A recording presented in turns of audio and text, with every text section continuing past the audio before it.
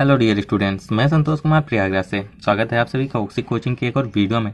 आज की वीडियो में हम शंकु के बारे में बेसिक जानकारी देने वाले हैं, जैसे कि शंकु क्या होता है, लंब वृत्तीय शंकु, शंकु का आयतन, शंकु की ऊंचाई, तिर्यक ऊंचाई, मतलब जो भी बेसिक जानकारी होती है सभी चीज़ों के बारे में हम इस वीडियो में बात करेंगे। तो अगर आपको जानना है तो वीडियो को लास्ट तक जरूर देख लेना, या फिर अगर आपको इसी तरीके की जानकारी बेलन के बारे में चाहिए तो आई बटन पर हम वीडियो की लिंक दे रहे हैं, उसे देखना बिल्कुल भी ना भूलें। वीडियो शुरू करने से पहले सब्सक्राइब कीजिए ऑक्सी कोचिंग यूट्यूब चैनल को और बेल आइकन को ऑल पे कीजिए, जिससे फ्यूचर में कोई वीडियो आप मिस ना करो। अगर आपने पहले से ही सब्सक्राइब कर रखा है तो थैंक यू वेरी मच। सो बात कर लेते हैं सबसे पहले शंकु की। तो शंकु एक त्रिआयाम यानी कि 3 आयाम की एक संरचना होती है। संरचना कुछ इस तरीके से होगी। आपको एक त्रिभुज दिख रहा होगा, मगर ये त्रिभुज नहीं है। अब आपको एक शंकु दिखाई दे रहा होगा, ठीक है।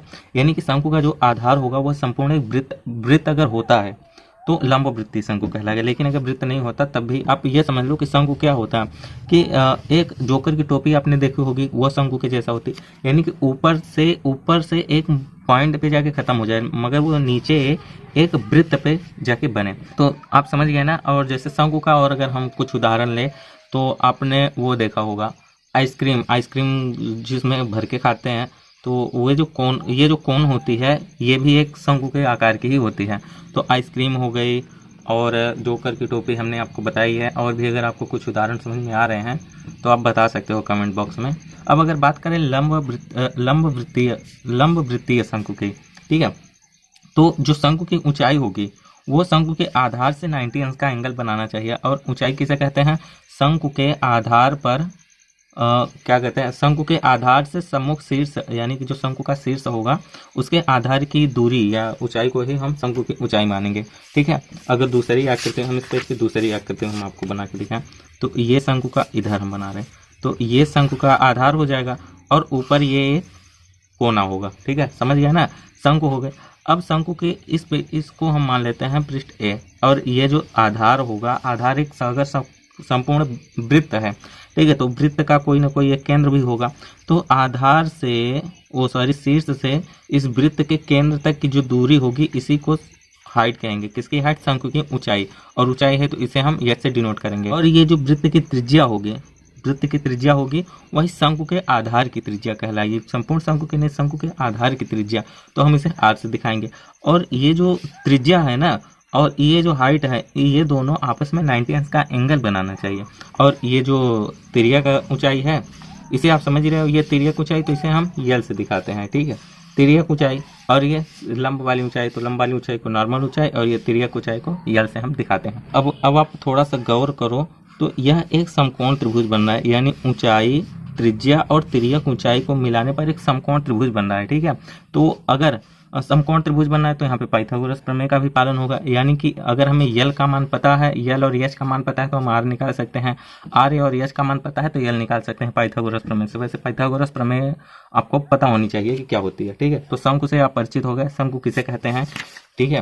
शंकु के अगर हम कुछ उदाहरण दें तो हाँ, एक उदाहरण जो कि रोड पर आपने डिवाइडर की जगह लाल लाल इस तरीके से कुछ रोड पे देखा होगा ना, तो वो भी शंकु के ही आकार का होता है, ठीक है। शंकु से तो अब आप भली बात परिचित हो गए। अब बात करते हैं लंब वृत्तीय शंकु। तो लंब वृत्तीय शंकु से भी आप परिचित हो गए हो, यानी कि जो शंकु होगा और शंकु की जो ऊंचाई होगी आधार के साथ कितने अंश का कोण बनाना चाहिए? 90 अंश का। अगर देखो ये वाला शंकु देखो, ये उसका आधार हो गया और ये, तो अब इसकी ऊंचाई जो है शंकु के आधार से 90 अंश का एंगल नहीं बनाई हुआ, तो इसकी ऊंचाई तो आधार से भी बाहर चली गई, तो वही आधार के साथ 90 अंश का एंगल बनाए तभी लंब वृत्तीय शंकु कहलाता है। लंब वृत्तीय शंकु हो गया। अब शंकु का वक्र पृष्ठीय क्षेत्रफल देखो, वक्र पृष्ठीय क्षेत्रफल शंकु के अंदर का भी होता है, यानी अगर शंकु खोखला होगा तो उसके अंदर का भी और बाहर का भी। पृष्ठीय क्षेत्रफल का फार्मूला होता है पाई आर यल, बस इतना ही फार्मूला। पाई का मान आपको पता ही है, पाई 22/7। आर का मान वृत्त की त्रिज्या, वो शंकु के आधार की त्रिज्या, और यल जो है उसकी तिर्यक ऊंचाई। यहाँ पे यच शंकु की हाइट से कोई मतलब नहीं है, ठीक है। तो वक्र पृष्ठीय क्षेत्रफल का फार्मूला पाई आर यल। और एक बचता है शंकु के टोटल सरफेस एरिया, ठीक है। वक्र पृष्ठीय क्षेत्रफल से तो आप भली बात परिचित ही हो कि वक्र पृष्ठीय क्षेत्रफल में आधार और छत का क्षेत्रफल नहीं आता, ठीक है। तो आधार का भी क्षेत्रफल नहीं है, तो अगर हम शंकु का टोटल सरफेस एरिया निकालें तो भाई शंकु का ये जो वक्र पृष्ठीय क्षेत्रफल होगा इसका क्षेत्रफल पाई आर यल की सहायता से निकाल सकते हैं। अब इसका छत का तो कोई क्षेत्रफल होगा नहीं क्योंकि वो है एक पॉइंट होता है, लेकिन इसके आधार का क्षेत्रफल होगा। और आधार क्या होगा, आधार एक वृत्त होगा, तो वृत्त का क्षेत्रफल का फार्मूला क्या होता है, पाई आर स्क्वायर। ठीक है, तो यानी कि इसके क्षेत्रफल में देखो, वक्र पृष्ठीय क्षेत्रफल में पाई आर एल, वक्र पृष्ठीय क्षेत्रफल में अगर उसके आधार का क्षेत्रफल जोड़ दें तो आधार का एक वृत्त है, वृत्त का क्षेत्रफल पाई आर स्क्वायर। ठीक है, अगर हम जोड़ देते हैं तब हमें टोटल सरफेस एरिया शंकु का मिल जाएगा। अगर इसमें हम पाई आर कॉमन कर ले लें तो बचता क्या है, L plus R, L plus R, यही बचेगा। यल यानी कि तिर्यक ऊंचाई, आर त्रिज्या, और यहाँ पे भी त्रिज्या और ये पाई। तो शंकु का कुल पृष्ठीय क्षेत्रफल हम इस फार्मूले की सहायता से निकाल सकते हैं।